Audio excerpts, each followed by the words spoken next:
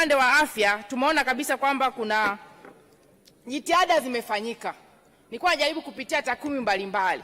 Mathalani kwenye kuboresha miundombinu ya afya, kumekuwa kuna ongezeko kutoka vituo 8458 mpaka 9826. Takriban ndani ya miaka minne vimeweza kujengwa kuboreshwa vituo 1326. Kwa ni ongezeko kubwa sana ambalo unapunguza pia vifo vya mama wajawazito. Lakini kumeweza kujengwa katika vituo hivyo huduma za dharura za uzazi vituo 183 ambao pia vina include upasuaji kwa mama wajawazito. Tumekuwa tukilia sana tukitamani Tanzania iwe na maternal death zero, lakini hizi jitihada zinapunguza kwa kiwango kikubwa sana vifo vya mama wajawazito. Lakini pia tumeshuhudia uwepo wa ujenzi wa hospitali za wilaya 50, lakini ukarabatiwa hospitali za wilaya hizi karibia 48. Hizi nazo zinasogeza huduma karibu sana.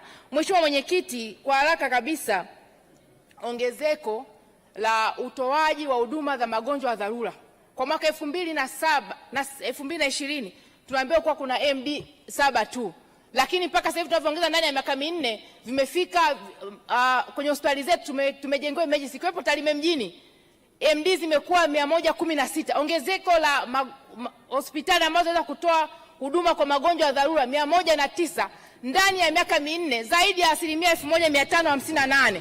Kwa hiyo haya yanatia tija na unaweza ukajustify kodi za Watanzania pamoja na fedha ambazo unaweza kukopa. Unalinganisha maendeleo ya watu ambao yanasogeza karibu. Na hapa nimenalo tu kwa hii Wizara ya TAMISEMI. Kwa lazima tuweze kuona kama kuna kitu kimeongezeka na kwenye mashule pia, kwa sababu ndeka 5. Lakini ndio mwenye changamoto. Pamoja na kwamba mmetusaidia, mmepeleka fedha Tarime. Tumejenga maternity complex, tumeweza kujenga mochari ya kisasa pamoja na kichomea taka.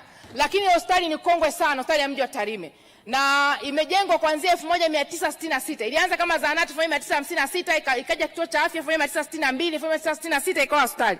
Lakini jiografia ya hospitali ya mji wa Tarime inachukua watu zaidi ya idadi ya watu wa mji wa Tarime. Wanatoka halmashauri ya wilaya ya Tarime, kata ya Bumela, Susuni, Sirari, Mwema, Komaswa, Manga, wote wanakuja kutibiwa katika halmashauri ya mji wa Tarime. Lakini kwa program ya mama ambao wanasajili, unakuta watu wamesajiliwa halmashauri ya Tarime, lakini wakiita gari lazima liwalete mji wa Tarime kwa sababu wana cross kwenda Nyamwaga waweze wakaenda. Kwa tunaomba sana serikali mzingatie kuhakikisha dawa mnazoleta, fedha mnazoleta hospitali ya mji wa Tarime, uzingatie uhalisia wa watu wanaotibiwa pale na sio idadi ya watu population ya mji wa Tarime. Lakini kingine tunaomba sana, ile hospitali ni kongwe, muweze kupeleka fedha. Lile jengo la OPD limeshachakaa sana, libomelewe lijengwe jengo lingine la OPD ili kuboresha huduma ya afya. Na mwisho, kama ilivyo kanda maalum ya Tarime Polisi Rorya, tunaomba hospitali ya mji wa Tarime iweze kuwa kanda maalum ya Tarime Rorya, kwa sababu inapokea watu kutoka Tarime DC, kutoka Rorya, kutoka wajirani wengine wa Kenya na hata Serengeti. Nimekuwa nikiongea sana, ikienda sambamba na ujenzi wa wadi ya VIP. Tarime ina watu wengi sana ambao wametumikia kwenye majeshi, kuwepo George Waitara na wengine wengi. Lakini jaji mkuu anatokea Tarime mjini, Ibrahim Juma, wakija kula wakapata dharura, hatuna hata wadi ambao ni executive wa kuweza kulazwa hao watu. Na watu wanatoka Kenya kuja kutibiwa pale Tarime, wakiona wadi zetu zile, basi kujenga utalii wa kitibabu, tujenge wadi ambao ni executive kuweza kuaccommodate hao watu wote. Nije kwenye shule, Mheshimiwa Mwenyekiti, kwa haraka. Napo kiangalia kuna ongezeko kubwa sana la ujenzi wa shule, udahili wa wanafunzi, na hii inapelekea pia uhaba kama walivyosema wenzangu hapa, wimbi la madawati. Nimekuwa nikiangalia kwenye vyombo vya habari, kuna baadhi ya shule wanakaa chini. Ningeweza kutoa takwimu ila muda utoshi. Unakuta shule na wanafunzi 1500 ina madawati 50. Wanafunzi wengine wote wanakaa chini. Ninaomba sana serikali kupitia hata mfumo wa CIS ambao walimu wanasajili, tunapotoa kipaumbele inaonekana dhamira ya dhati kabisa ya serikali kuboresha elimu yetu ili kuweza kuongeza idadi ya Watanzania wenye ueledi wa kufanya kazi kwenye sekta mbalimbali.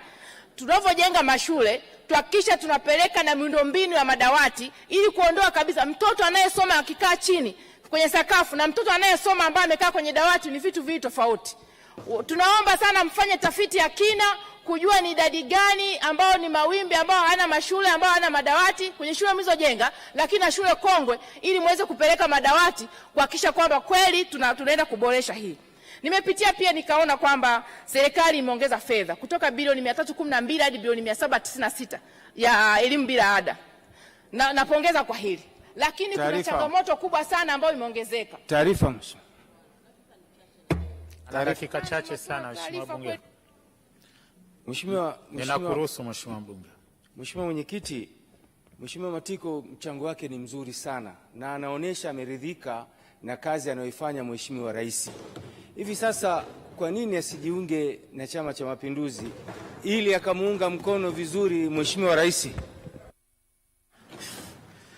Asante Mheshimiwa Talimba kwa taarifa. Mheshimiwa Esther Matiko, unapokea taarifa ya mwenyekiti. Mheshimiwa Mwenyekiti, ni wajibu wa wabunge pale ambapo serikali inafanya vizuri, kwa sababu sisi tunaisimamia na kuishauri serikali. Ikifanya vizuri, objectively unaishauri serikali.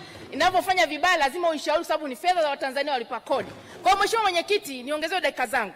Lakini nilikuwa nasema kwamba Mheshimiwa Talimba, endelea kuishi kwa uishi yako. Ni sekunde 30 tu alitumia Mheshimiwa Talimba, tafadhali. Mheshimiwa Mwenyekiti, haujapokea taarifa. Mheshimiwa Mwenyekiti, nilikuwa na shauri lazima serikali iangalie, ihakikishe kwamba inapokuwa inajenga hizi shule ipeleke miundombinu toshelezi ili kuweza kuhakikisha hata watoto wanaosoma kule vijijini wasome kwenye madawati vizuri, wawe na walimu toshelezi, waweze kupata elimu bora. Lakini mwisho, serikali imewekeza na nimeona hapa wamejenga nyumba za walimu. Ukifanya correlation shule kwa mfano, kwa naangalia shule za msingi zimejengwa 3000 na kitu, lakini nyumba za walimu shule ya msingi zimejengwa 500 na kitu. Kwa hiyo inaonekana kuna shule zinajengwa bila kuwa na walimu. Tunaomba sana walimu wakikaa kwenye miji kwa mfano kaa nje ya mji, miundombinu ya barabara mvua ikinyesha waweze wakafika kule. Wanapojenga hizi shule hakisha kuna kuwa na administration block, hakisha kuna kuwa na viwanja vya michezo, hakisha kuna kuwa na nyumba za walimu toshelezi. Na mwisho, Mheshimiwa Mwenyekiti, shule chakavu ambazo ni hatarishi Tanzania kote, na nimekuwa nikiongea hata kule Tarime, shule ya Susuni kwa mfano, kata ya Susuni, shule ya Nyabilongo, Kiongera,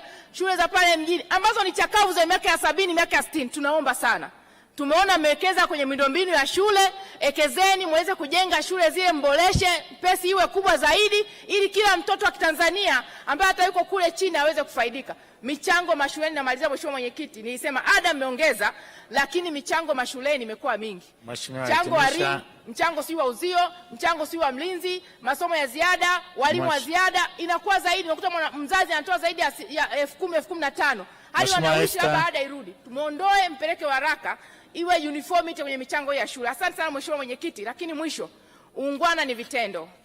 Tunaona kabisa comparison ya miaka mpaka 2020 mambo yaliyofanyika 59 years na hii miaka 4 ni mingi sana, kama alivyosema baba yangu pale Mheshimiwa Shigongo.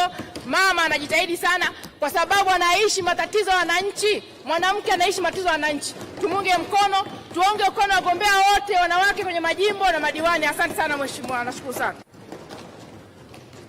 Asante. Nimeletewa marekebisho mezani ya Mheshimiwa Tabasamu Hamisi Mwagao. Nadhani ule kanda ya Ziwa Kiswahili kilichelewa kwenda kidogo. Wakati anaeleza historia ya Mheshimiwa Waziri wa TAMISEMI babu yangu Nchengerwa, alieleza kwamba aliwahi kuwa waziri wa wanyamapori.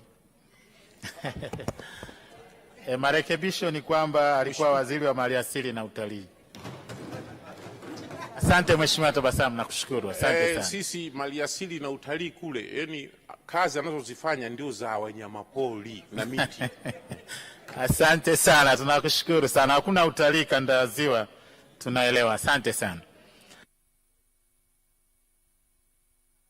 Mheshimiwa, baada ya marekebisho hayo, tunaendelea na uchangiaji. Mheshimiwa Aida Joseph Kenan kwa dakika zisizozidi 5 na utafuatiwa na